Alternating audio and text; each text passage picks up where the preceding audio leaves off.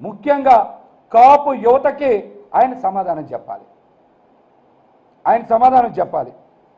ఎందుకు ఆయన జన సైనికులను కానీ కాపు యువతని కానీ వేరే మహిళలను కానీ తెలుగుదేశం పార్టీ జెండా మోసే కూలీలుగా తయారు చేసి దానికి త్యాగం అనే పేరు ఎందుకు పెడతా ఉన్నారో ఆయన సమాధానం చెప్పాలి.